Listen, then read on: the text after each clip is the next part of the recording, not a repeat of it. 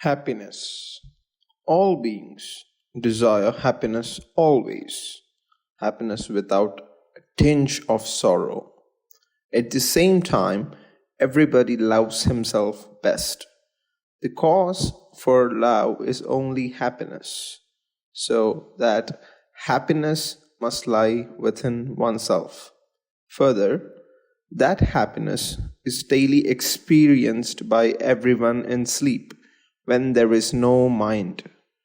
To attain that natural happiness, one must know oneself. For that, self inquiry, who am I, is the chief means.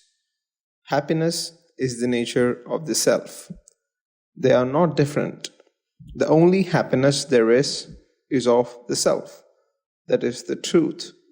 There is no happiness in the worldly objects. Because of our ignorance, we imagine we derive happiness from them. If, as a man generally imagines his happiness is due to external causes, it is reasonable to conclude that his happiness must increase with the increase of possessions and diminish in proportion to their diminution. Therefore, if he is devoid of possessions, his happiness should be nil. What, however, is the real experience of the man? Does it confirm this view?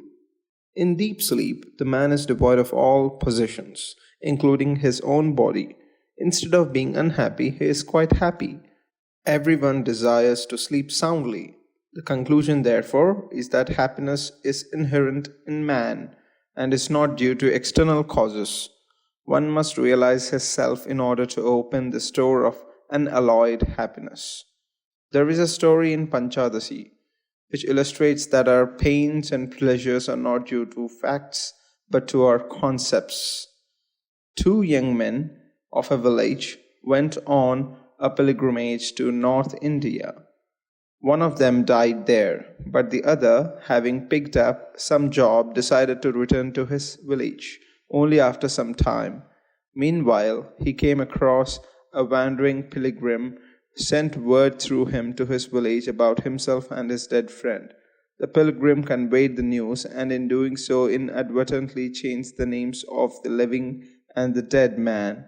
The result was that the dead man's people were rejoicing that he was doing well, and the living man's people were in grief that he was dead. I used to sit on the floor and lie on the ground, no cloth spread out. That is freedom.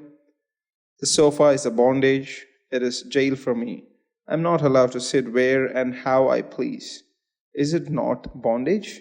One must be free to do as one pleases and should not be served by others. No want is the greatest bliss. It can be realized only by experience. Even an emperor is no match for a man with no wants.